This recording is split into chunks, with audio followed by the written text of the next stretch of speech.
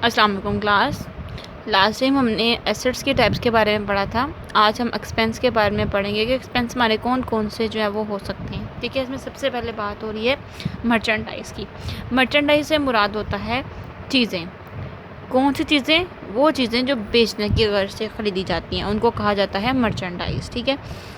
Purchase का मतलब होता है मर्चेंडाइज़ या गुड्स को ख़रीदना। अब मर्चेंडाइज़ या गुड्स का मतलब भी चीज़ें हैं, मर्चेंडाइज़ का मतलब भी चीज़ें हैं, इन दोनों का मतलब सेम है।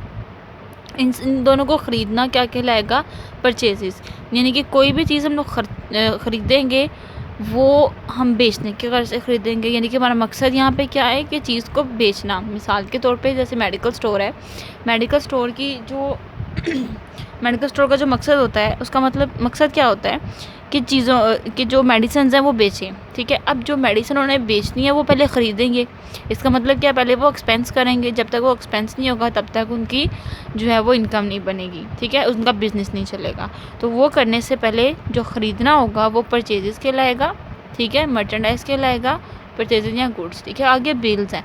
बिल्स का मतलब यानी कोई भी बिल, जैसे वाटर है, इलेक्ट्रिसिटी बिल है, इसके अलावा गैस का बिल है। तो ये बिल जो है इनका मतलब क्या है कि ये बिल हम लोग पूरा मंथ क्या करते हैं, यूज़ करते हैं। बिजली यूज़ करते हैं, पानी यूज़ करते हैं, गैस यूज़ करते हैं, इनसे फ़ायदा हासिल करते हैं।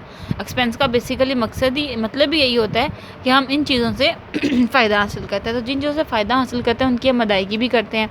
ठीक है। तो उस दौरान ये सारे बिल हमारे पास क्या कहलाएंगे? एक्सपेंसेस कहलाएंगे। और ये बात याद रखिएगा कि जब भी कोई ख़र्चा हम अदा कर देते हैं, यानी ख़र्चे की पेमेंट कर देते हैं, तो उस दौरान ख़र्चे में इजाफ़ा होता है। हम लोग ये समझते हैं कि हमने तो ख़र्चा अदा कर दिया, हमारा तो ख़र्चा कम हो गया। हालांकि वो ख़र्चा कम नहीं होता, वो ख़र्चा ज़्यादा होता है। कम हमारे पैसे होते हैं। ठीक है। इसलिए एक्सपेंसेस की बेसिकली नेचर ये होगी कि ये हमेशा डेबिट होंगे। इसमें मर्चेंडाइज़ है, परचेज़ है, गुड्स हैं, बिल्स है। ठीक है, ये सब क्या होंगे? डेबिट होंगे, क्योंकि इनमें इजाफा हो रहा है। लास्ट टाइम जो रूल्स हमने पढ़े थे उनमें हमने यही बात की थी कि जो डेबिट साइड होती है वो इजाफे के लिए यूज़ होती है। इसलिए एक्सपेंसेस में जितना भी इजाफा होगा वो डेबिट किए जाएंगे। अब उसकी अदायगी हम कैश की सूरत में करते हैं, तो कैश हमारे पास क्या हो जाएगा? ऑटोमेटिकली क्रेडिट हो जाएगा, क्योंकि वो कम हो रहा है। नेक्स्ट हमारे पास है कमीशन है।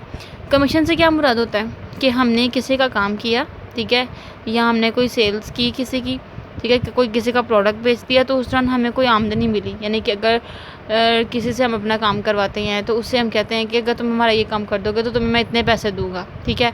अब वो पैसे जो दिए जा रहे हैं हम अपना काम करवाने के मकसद की कर्ज से दे रहे हैं, वो काम हो जाएगा तो कमीशन उनको देंगे, तो वो भी हमारे लिए खर्चा होगा। Discount allowed. डिस्काउंट अलाउ का मतलब होता है किसी को कम कीमत पे चीज़ देना। मिसाल के तौर पर चीज़ अगर 100 रुपये की है, ठीक है, हम अगले बंदे को 80 रुपये की दे देते हैं। इस दौरान जो गैप है 20 रुपये, वो 20 रुपये हमारे पास डिस्काउंट अलाउ कहलाएगा। ठीक हो गया। ये भी हमारा ख़र्चा है, क्योंकि हम यानी कि हम नुकसान भी इसको कह सकते हैं, ख़र्चा भी कह सकते हैं, क्योंकि हम कम कीमत पे दे रहे हैं महंगी चीज़ को, जो ख़र्चा कर रहे हैं। नेक्स्ट हमारे पास सैलरीज है। सैलरी मतलब मैंने आपको स्टार्टिंग में ये समझाया था कि हम एक कॉलेज की एग्जांपल लेते हैं, उसमें टीचर्स हैं। अब टीचर्स का मकसद, टीचर हम क्यों रखते हैं? ताकि हम अपने स्टूडेंट्स को पढ़ा सकें। ठीक है। तो उस टाइम उनको सैलरी देनी पड़ेगी, ये भी हमारा ख़र्चा होगा। तो सैलरी भी एक्सपेंस कहलाएगा और ये भी डेबिट किया जाएगा। वेजेस का मतलब होता है उजरत, यानी जो मज़दूरों की उजरत होती है उनको वेजेस कहा जाता है। और जो एम्प्लॉयज़ की सैलरी होती है, यानी जो लोग काम करते हैं, अपने माइंड का इस्तेमाल ज़्यादा करते हैं, जैसे टीचर्स हैं, डॉक्टर्स हैं, लॉयर्स हैं, ठीक है, सेल्समैन है, कोई भी जो अपनी सर्विसेज प्रोवाइड करता है, जो अपना दिमाग का इस्तेमाल करके कारोबार करता है, वो सैलरी वसूल करता है। और वेजेस मतलब जो हाथ पाँव का इस्तेमाल ज़्यादा करते हैं, जैसे मज़दूर हैं। ठीक है। मज़दूर क्या करते हैं? वो ज़्यादा माइंड उनका भी यूज़ होता है, लेकिन उनके हाथ जो है वो ज़्यादा जो है वो काम करते हैं, इसलिए वो भी हमारे पास एक्सपेंस कहलाएगा। ट्रांसपोर्टेशन, ये भी हमारा ख़र्चा होता है। ट्रांसपोर्टेशन से मुराद क्या होता है कि एक चीज़ एक जगह से लेके दूसरी जगह छोड़ के आना। उस दौरान का जो ख़र्चा होगा, ट्रैक्टर का किराया हो सकता है, इसमें जो है वो रिक्शे का किराया हो सकता है। ठीक है, किसी भी किस्म का जो है किराया वो ट्रांसपोर्टेशन कहलाएगा, तो वो भी हमारे पास एक्सपेंस है। इंटरेस्ट इफ़ पेड, यानी कि इंटरेस्ट अगर हम अदा करेंगे तो हमारे लिए एक्सपेंस होगा, अगर हम लोग वसूल करेंगे तो हमारे लिए इनकम होगी। ठीक है। नेक्स्ट फ़ीस है, यानी फ़ीस भी हमारा ख़र्चा है। रिपेयर्स का मतलब होता है कि हमारी मशीनरी ख़राब हो गई है तो हमने उसको ठीक करवाया है, वो रिपेयर भी हमारे पास एक्सपेंस कहलाएगा। कैरिज से मतलब होता है जो हम कह सकते हैं जो गधा गाड़ी पे जो चीज़ें लेके जाते हैं, ठीक है, वो जो किराया देते हैं उसको कैरिज कहा जाता है। तो कैरिज हमारे पास जो है वो ख़र्चा हो सकता है। डेप्रिसिएशन का मतलब होता है ख़राब हो जाना या टूट जाना, ठीक है, टूट जाना या ख़राब हो जाना, ठीक है। अब ये हमारे पास क्या होगा, मिसाल के तौर पे हमने फ़र्नीचर यूज़ किया है तो उसकी यानी कि कोई चेयर है या टेबल उसकी टांग टूट गई है, तो उस दौरान जो ख़र्चा यानी कि अब उसमें क्या हो रहा है, एक चीज़ ख़राब हुई है तो अब जाहिर सी बात है उसकी वैल्यू में कमी हो रही है। नई चीज़ लेकर आए थे तो वो हमारे पास 10,000 की थी, टेबल अगर हमने ख़रीदी है तो वो 10,000 की, अगर उसकी टेबल की टांग टूट गई है तो ऑटोमेटिकली उसकी वैल्यू कम हो जाएगी, तो उस दौरान का भी ख़र्चा हमारे पास डेप्रिसिएशन कहलाएगा।